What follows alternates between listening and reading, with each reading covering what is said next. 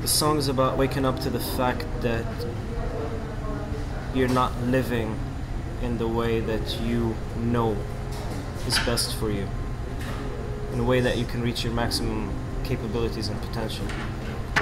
But it also highlights the struggle of trying to get up and move into a state of being that you don't have much practice for.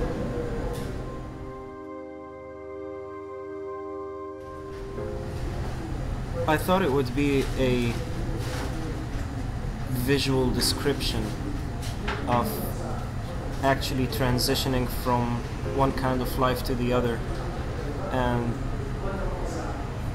to make it very clear from the beginning that whatever level of happiness and joy I'm experiencing currently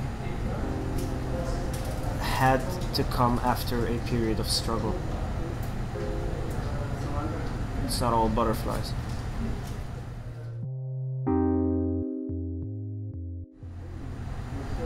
It was a learning experience. It was almost like nothing that I expected happened while we were filming. And it was a whole different world to go into. It was definitely much more than I ever thought it would be in terms of the amount of work that has to be put in, but also especially the group dynamics and what it takes to work on a project with more than 4 to 5 people at the same time.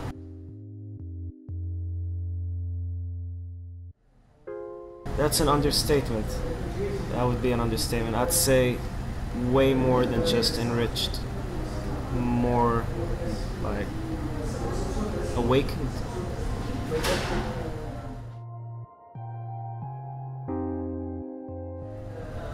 I'm excited. I can't believe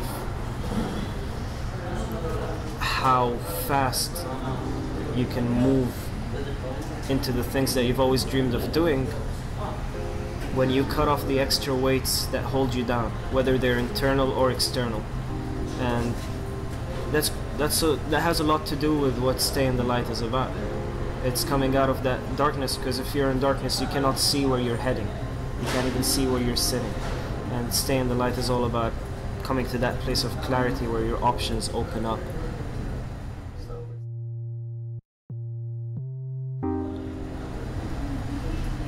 I'd like to work with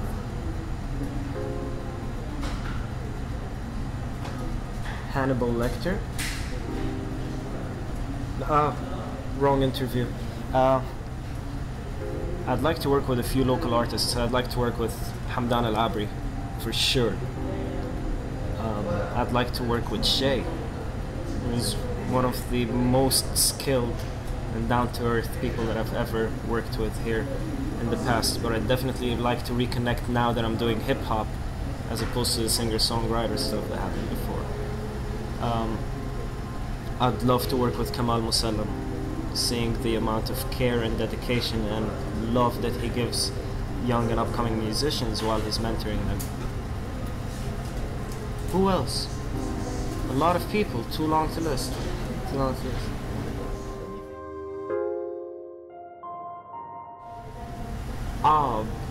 They're not in business anymore with Backstreet Boys.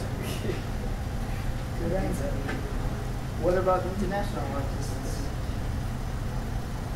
Backstreet Boys again?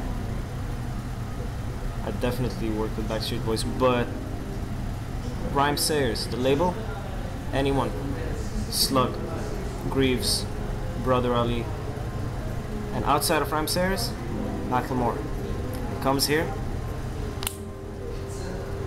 On this part. Right there. I'll be the guy like standing there with like a razor blade at his concert. Work with me.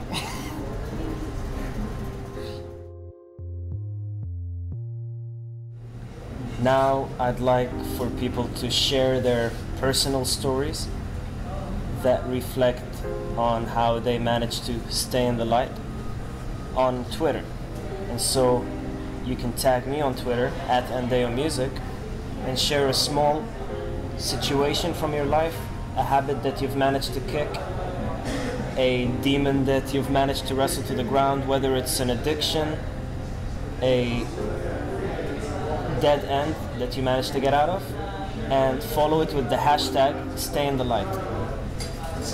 Share your stories with us. These things are fuel for us in the future to actually make more music and more material that we can all connect with and grow together.